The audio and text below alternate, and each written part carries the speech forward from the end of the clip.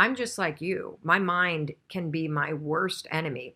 I was laying in bed last night and I had fallen asleep and I kept waking up. And you know what I was thinking about? I was waking up because I could hear people in the hallway kind of coming in from a late night of partying. And you know what the first thing that my mind defaulted to? There being a fire in the hotel. And I started having these visions of my daughter and I going down the stairwell and getting trapped. And then I had visions of us being on the balcony on this room and fire kind of engulfing. And what are we doing? Are we tying a rope? I mean, it's just insanity, absolute insanity. And I used the techniques that I teach you. I went 5, 4, 3, 2, 1. I am not thinking about this. And the thought disappeared because I constantly reset my mindset. And, you know, one of the reasons why I'm telling you this is if you are tired of feeling negative, if you feel often that your own thoughts are the things that trip you up in life, that you wish that your mind were more positive, I'm telling you that I'm the same way.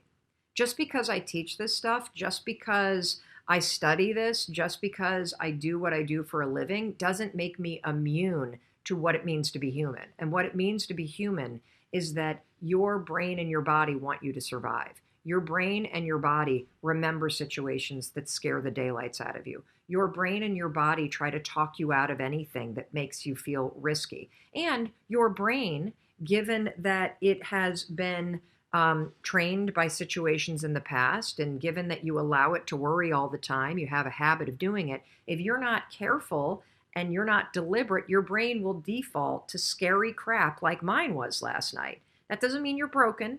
It means that your brain is thinking something that's broken, and it's time for you to reset your mindset and pull it back. I feel like most people in their lives are being allowed to live small.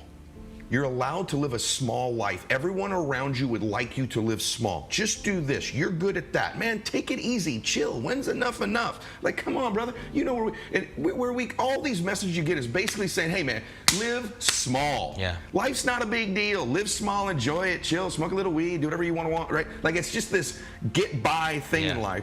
And there's got to be some people who go, no, you're supposed to do something great with your life. You were put here for a purpose. Your way, the way you were born, the way you were raised, your background, your experiences, your giftedness all prepared you in your way for right now. And you're supposed to do something great with your life. You weren't born here to be average and ordinary.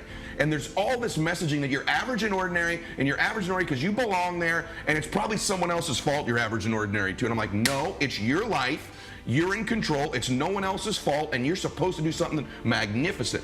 That's the consciousness aspect. The last 1,000 years on Earth, doing something great has been reserved to this one little group of people, 1% of the population. They're supposed to do something great. They're supposed to live their dreams. We're supposed to watch them, cheer for them, wear their jersey, watch their award show, comment on their posts, clean their houses, right? Feed them in their restaurants. No.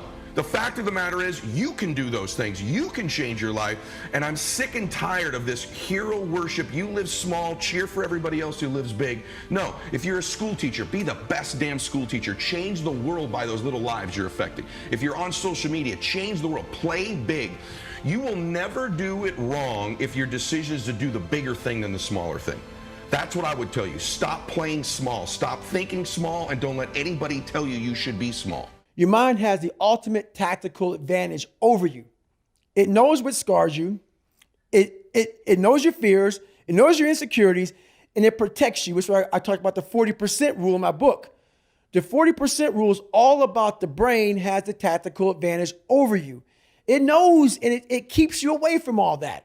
That's why it says don't jump out of an airplane. Don't go in the ocean where there's sharks. It's a protective mechanism. Don't go back to the place where your dad beat the shit out of you in your mind. Don't go back. The brain protects you, but protects you so much, it doesn't allow growth.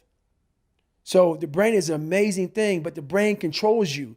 You must control it. You must take power over your own mind, or your mind will guide you into all the soft places that your brain wants to live in. Your brain has enough information. It doesn't want to go through that process of mind hardening. It doesn't want to do that.